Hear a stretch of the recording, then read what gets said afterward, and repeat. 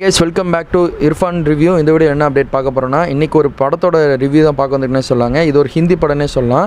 இந்த படத்துக்குள்ளே போகிறதுக்கு முன்னாடி யாரும் புதுசாக நம்ம சேனல் வந்து என்ன சப்ஸ்கிரைப் பண்ணிக்கோங்க, பத்தில் பெல் பண்ணி கிளிக் பண்ணிட்டு ஆன் ஊற்றுருங்க. ஓ மை காட், இந்த படத்தோட ரிவ்யூ தான் பார்க்க போகிறோம். இதுக்கு தகுந்த மாதிரி இந்த படம் மூவ் ஆனே சொல்லலாம். இந்த படம் 9 மாதத்துக்கு முன்னாடியே ரிலீஸ் ஆயிடுச்சு. நமக்கு தமிழில் இப்போ தான் அவைலபிளாக கிடச்சங்காட்டி பார்த்தாச்சுன்னு சொல்லாங்க. இந்த படத்தோட கதை என்னென்னு நான் ஸ்டார்ட்டாக சொல்லிடுறேன். அதாவது 15 வயசு பையன் வந்து பார்த்திங்கன்னா செக்ஸை பற்றி தெரியாமல் ஒரு தப்பான நோக்கத்தோட வழிகளில் போயிடறாருன்னு சொல்லாங்க. அது எப்படியாவது ஸ்கூலோட ஹெட் மாஸ்டருக்கு தெரிஞ்சு அது பெரிய ஒரு இஷ்யூ மாதிரி போகுதுன்னே சொல்லாங்க.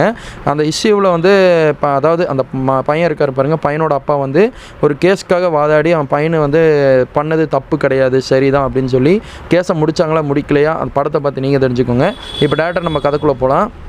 இந்த படத்தோட ஸ்டார்டிங் கதையிலேருந்து எப்படி போகுதுன்னு சொல்லி கேட்டிங்கன்னா, எனக்கு இந்த படம் வந்து பார்த்திங்கன்னா நம்மளுக்கு இது நடந்திருக்கும் கண்டிப்பாக. எப்படி சொல்கிறதுனா, ஸ்கூல்லேலாம் வந்து பார்த்திங்கன்னா இந்த செக்ஸை பற்றி ஒரு விஷயம் வந்து எடுத்து வைக்கவே மாட்டாங்க. அதாவது அந்த சாப்டர் வந்தாலே வந்து க்ளோஸ் பண்ணிடுவாங்க. அது இந்த படத்தை பார்த்திங்கன்னா கண்டிப்பாக உங்களுக்கு வந்து ஒரு ஐடியாவும் கிடைக்கும். இந்த மாதிரி ஒரு விஷயம் இருக்கான்னு சொல்லி நிறைய பேத்துக்கு தெரியும். அதே மாதிரி ஒரு ஆண்னா இப்படி இருக்கணும், பெண்ணாக இப்படி இருக்கணும், எந்தெந்த விஷயம் வெளியே பேசணும், எந்தெந்த விஷயம் வெளியே பேசக்கூடாது அப்படின்லாம் எதுவுமே கிடையாது அப்படின்னு சொல்லி இந்த படத்தில் போல்டாக சொல்லியிருக்கான்னு சொல்லாங்க. அதே மாதிரி இந்த படத்தில் வந்து அப்பாவாராக இருப்பாருங்க, அந்த பையனோட அப்பாவாராக இருப்பாருங்க. அவர் இந்த படத்தில் ஒரு முக்கியமான ஒரு கேரக்டர்னே சொல்லாங்க. ஒரு மெயின் கேரக்டர் அவர் மட்டும்தான்.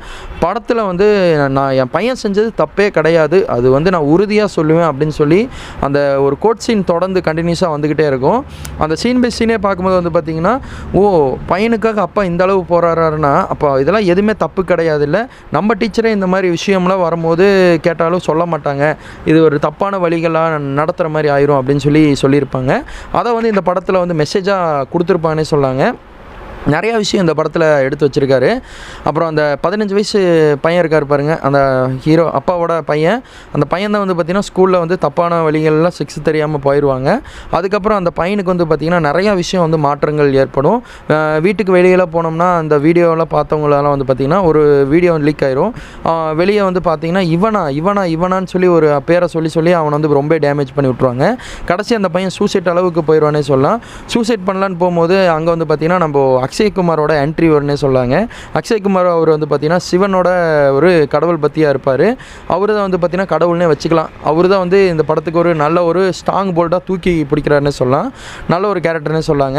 அந்த பையனை எப்படியாவது ஒரு நல்ல வழியில் கொண்டு போகணுன்னு சொல்லி ஒன் பை ஒன்னாக ஒவ்வொரு விஷயமா சொல்லி தந்து அந்த சூசைட் அட்டன் பண்ண போகும்போது அந்த இவர் தான் அக்ஷய்குமார் அவர் தான் காப்பாற்றுவார். அவங்க அப்பா தடுக்கலான்னு போவாங்க. ட்ரெயின் வந்துடும், அந்த பையன் சூசைட் பண்ணிட்டானே நினச்சிருவாங்க. அப்போ தான் அக்ஷய்குமாரோட என்ட்ரி வரும்னே சொல்லாங்க. அந்த சீன் பை சீன் பார்க்கும்போது நல்லா இருந்துச்சு.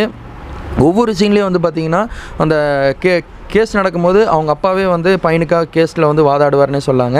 பக்கத்தில் ஒரு அம்மா வந்து இருக்கும், வக்கீலாக வந்து இன்னொரு கேஸுக்கு அந்த ஸ்கூலுக்காக வாதாடுவாங்க. அந்த அம்மாவுக்கு ஒவ்வொரு விஷயம் பேச அந்த வக்கீல்கிட்ட சொல்லும் போது ஜட்ஜுக்கிட்ட நமக்கு வந்து சிரிப்பு ஆட்டோமேட்டிக்காக வரும்னே சொல்லாங்க.